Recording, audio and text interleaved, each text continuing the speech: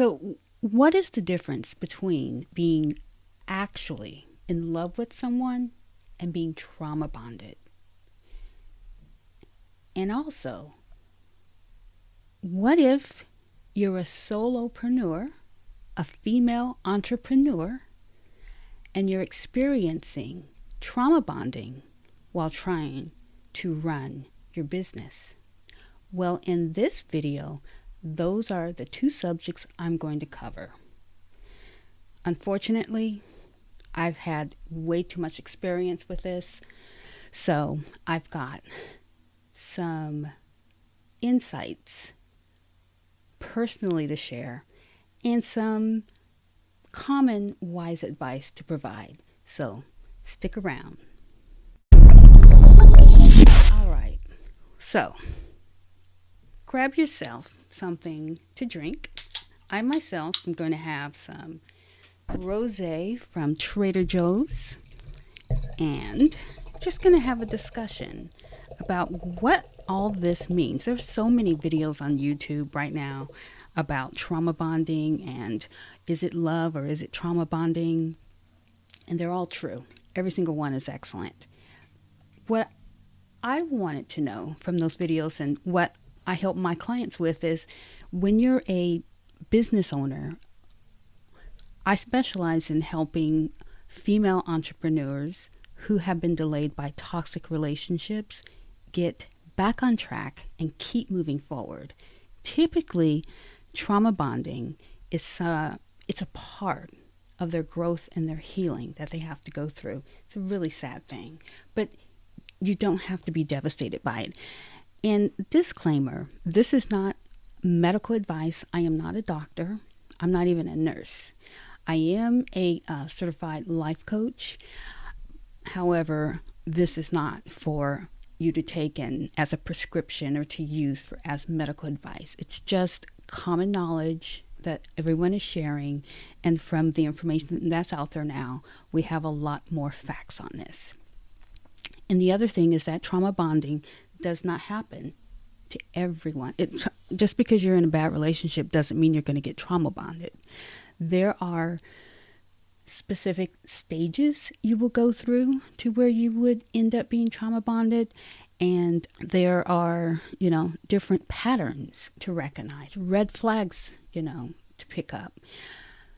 But again, today what we're going to talk about is, how can you tell whether or not it is love or if you are in love? And what if you're also a ambitious, outgoing, entrepreneurial spirited person, and you really feel that you were put here to lead an extraordinary life? Well, what's the impact of this?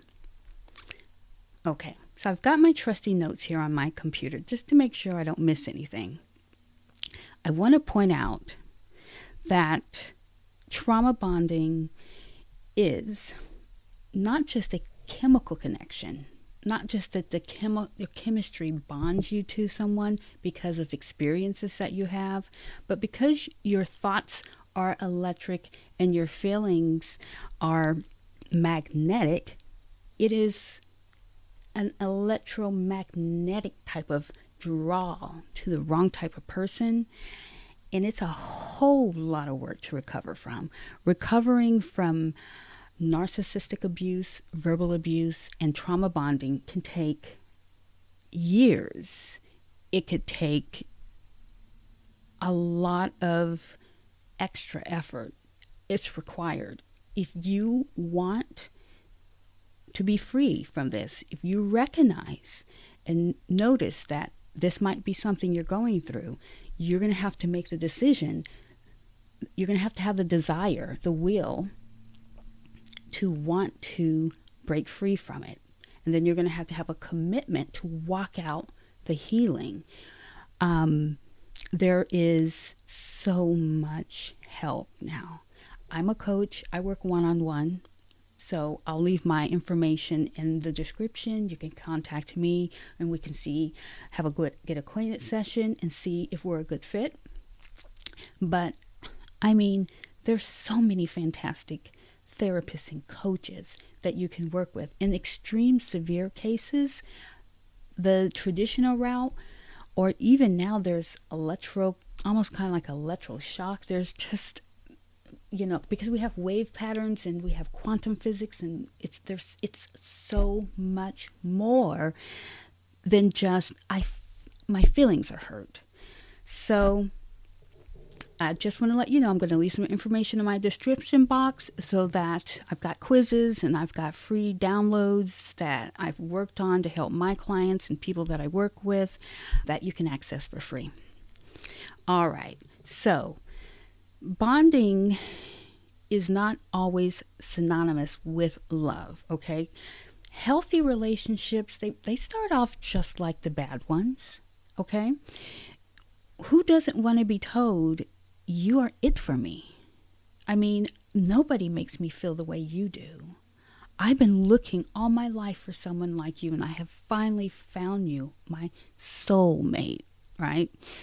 Well, in healthy relationships, and when you come from a healthy parental structure, you're kind of used to being told you're the shit.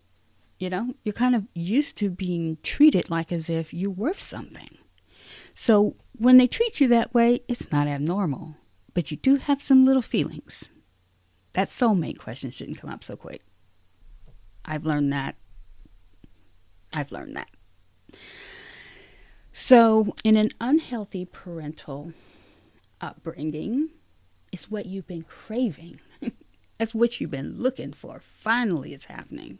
So, I mean, who could blame you, right? I mean, anyone can fall in the beginning for someone. And because we all attract at the point of our wounding, I would expect that you would not be the only one to be asking the question, is this relationship normal? It doesn't even have to be a big thing that happened to you as a child for you to have wounds from your childhood. I mean, from the time you were 0 to 8 years old, you're pretty much, your unconscious, your subconscious mind was pretty much wide open. So you accepted whatever you saw and heard, and, you framed your thinking. You did not have the cognitive ability to reason. So, I mean, just getting a displeased look could have made you sensitive in some areas. So you don't have to have huge gaping wounds to be attracting someone to you who isn't good for you and falling for it. So I want you to have self-compassion with yourself and understand that you are always doing the best that you can. That noise. You're always doing the very best that you can. And be on your side. You are going to get through whatever you're going through, because hey, you're watching this video. That's not, that I do not believe that things just happen. I believe there's reasons for most things. And if you were drawn to watch this video, that means there's something in here for you to gain, and that you've been asking the right questions. So you're doing good for yourself, and you are not alone. So we can develop these biochemical bonds to our toxic partners because of the bonds that we formed in childhood. And we can at the same time be absolutely confounded by this addiction that we feel. Now, I gotta say, I didn't have an addiction to my husband, not in that way. I had actually an addiction to my religious upbringing. I knew my husband was not nice. I felt the screams inside to want to just flee, to just run away. But I stayed. I stayed because I felt like that's what God wanted me to do. I felt because I was told that's what God wanted me to do. And I worried about my children. What was going to happen to their legacy? Were they going to be now become a statistic because we're going to be split and have this splintered family? And back when I was married, the thinking was not as open as it is now. The book, The Verbally Abusive Relationship, was just really coming out, and there was no talk of narcissism or PTSD, not common like it is today. Church was really big. I went to a super church in my town, and it was a time where faith was the talk, and you walked by faith and you did not look. You walked by faith and not by sight. You did not look. And the problem was the devil. So Satan was the one who was causing the person to act bad. You had to be wise enough to see the difference and stand for your family. I didn't have a physically abusive relationship. I had one that was, at the time, as I said, verbal and emotional abuse was not talked about. So when I went into therapy, the few times we got to go to therapy, they would be, Lana, you guys are arguing over words. But we were arguing over respect. We were arguing over how you treat me, how you talk to me, what I'm feeling. And what I was going through was I was going down all those stages of narcissistic abuse and the trauma bonding that was resulting. Thankfully, I had the courage and the boldness to leave, irregardless of what others were telling me to do. Because you know what? You have an identity. You have a spirit within you that is the true you, your true self. And it's perfect and it's whole and it knows, it's wise and it's connected to God. And it's always talking to you. It's always drawing you. And it knows exactly what the truth is. And I trusted myself. I risked what I thought was going straight to hell when I died and damning my children to a terrible existence. Put ourselves into an apartment where I didn't even have a bed. Sorry about that. Filming in the evening, and I have dogs. So, I didn't even have my own bed when I moved out with my kids. That's another story for another time. What I'm trying to tell you is that this love, this trauma bonding addiction doesn't always take the appearance you think it does. It doesn't always feel like, I'm so in love with this person, I just don't know what to do. It's deeply rooted. It's hard to leave. It's a lot of fear involved. And you may have the other, and don't be ashamed for that. If you have feelings for the person and you truly care for them, you're healthy. See? They're not healthy. So, but you're not being able to break free when you know what's best for you. That's the issue.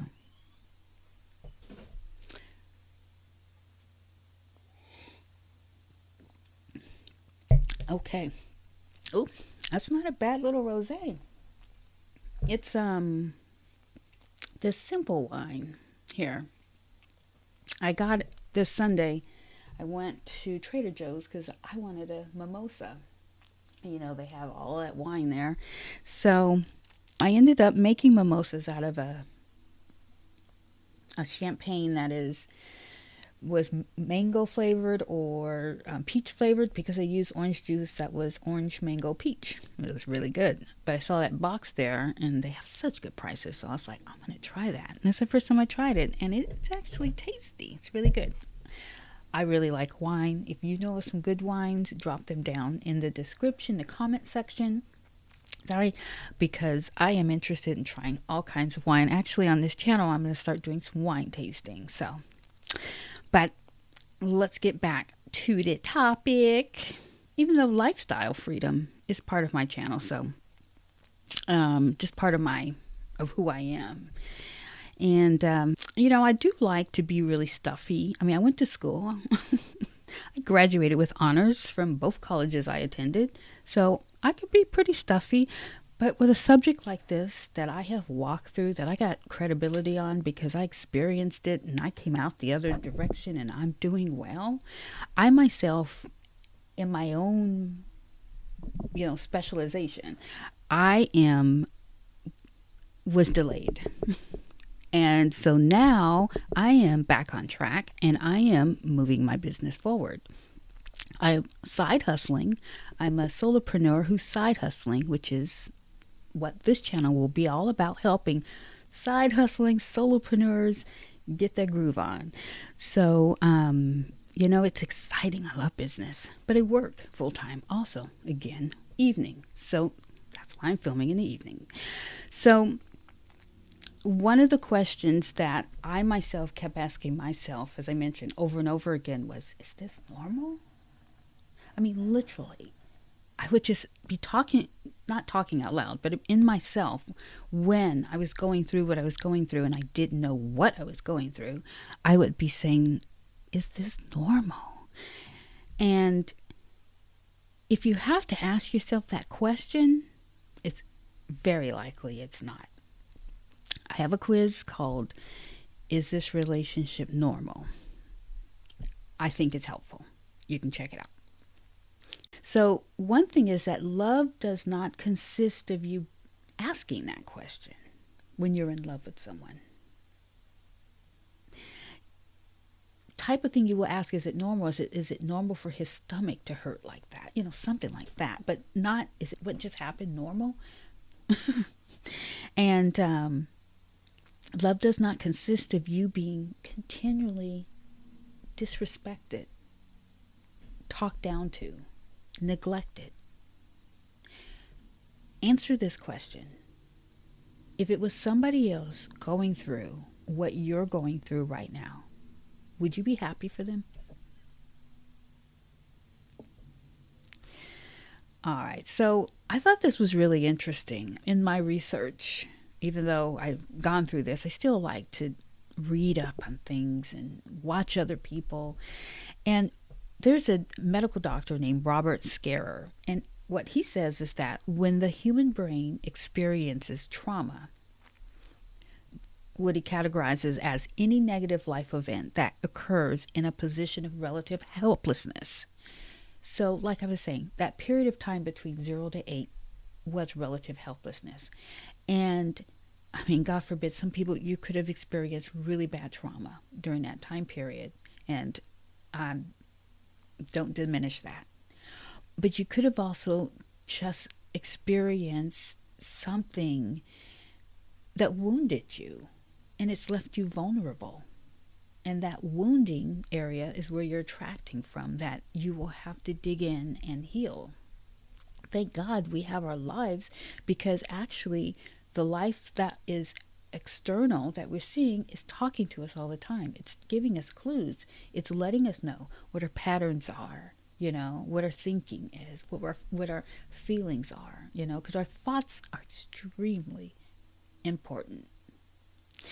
And so he said that there's an instinctive process of protection that is engaged. Okay, so we have this instinctive neurochemistry that turns on this survival strategy of fight, flight, and I add fawn, these reactions that our bodies react to, and it's just automatic. So this stuff is happening to you unconsciously without you even being aware. And it doesn't matter if you don't want it to, it's still occurring, because that is the way that we are fearlessly and wonderfully made.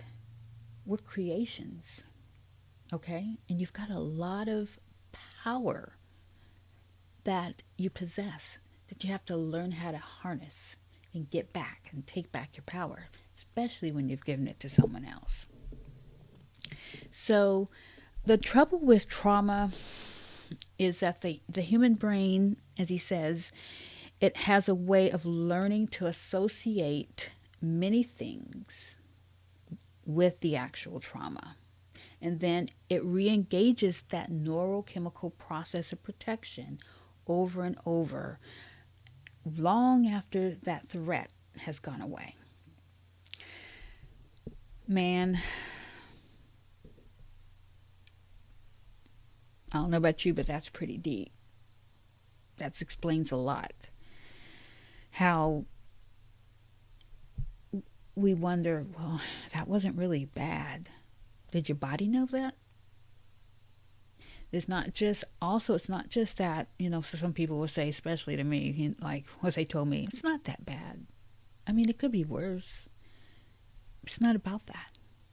It's about your past. It's about the triggers. It's about what already is wounded in you and what that is like making worse, and how that is releasing oxytocin and dopamine and oxytocin is that love hormone that when you get that love bombing, that's what makes you feel so good. And so when you're getting that love bombing and all that mirroring, when they see you, they know you, it's because they've been watching you so they can mirror you back, and you're falling in love with yourself. They're just reflecting who you are to you, so you the shit, because you're just falling in love with yourself. And when you're going through this idealization phase, the first one, the oxytocin feels really, really good. You get hooked. When it starts with the dopamine, you get hooked. And then when they give you and take and that intermittent reinforcement of that punishment, reward, it hooks your brain. It will hook anybody's brain. So we need to know what our survival instincts are. And we need to understand that we're dealing with chemicals and energy, and we need to not beat ourselves up, okay? So,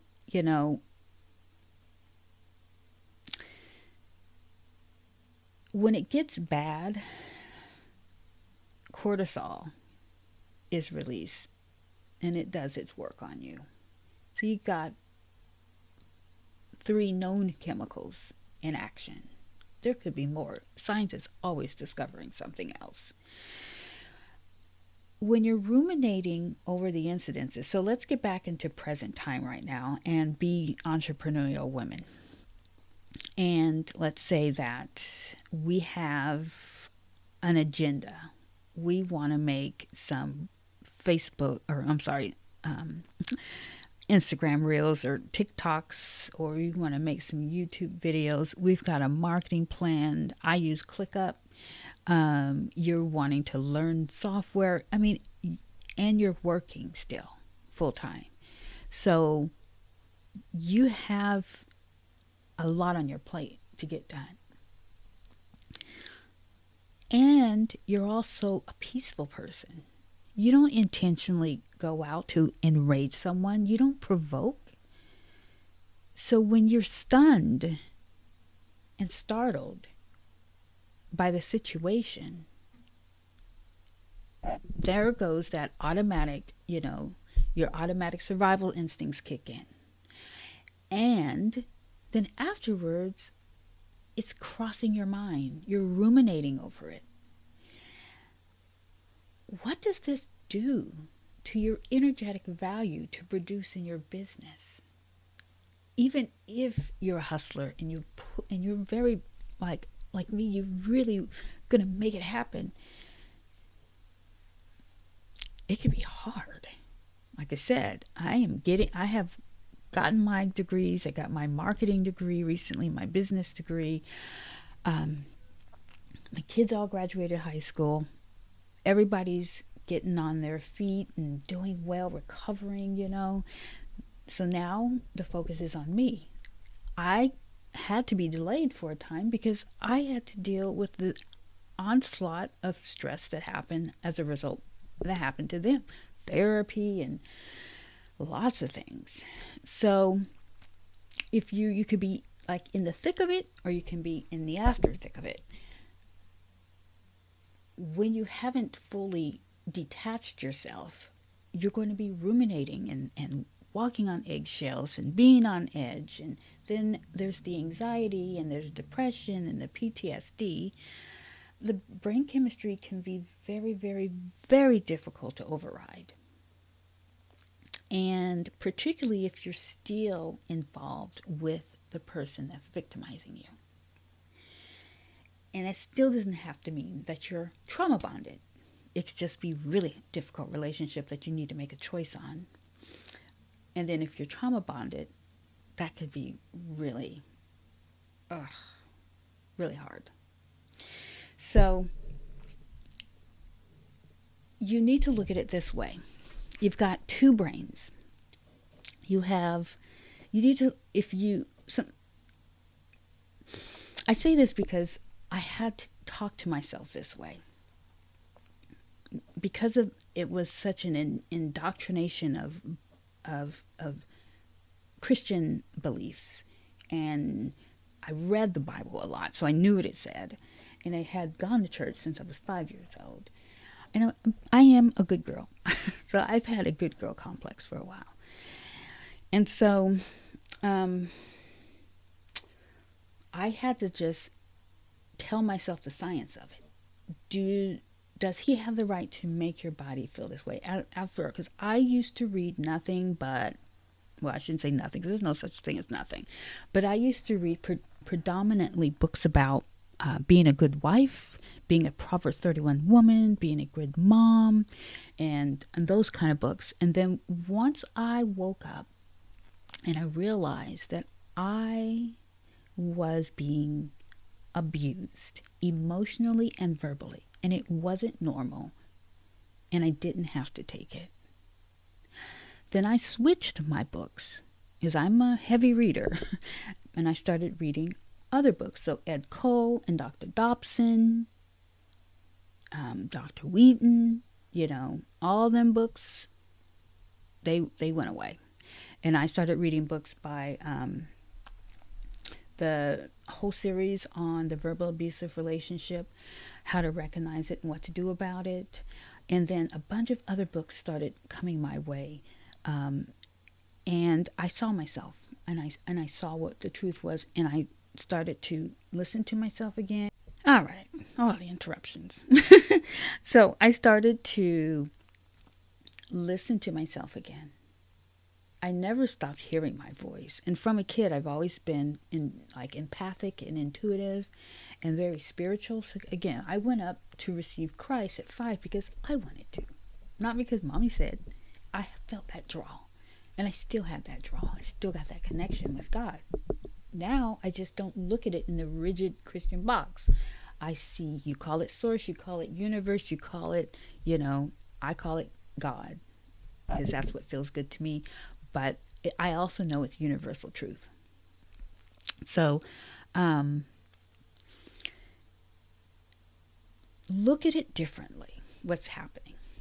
What if, we've got two options for our brain.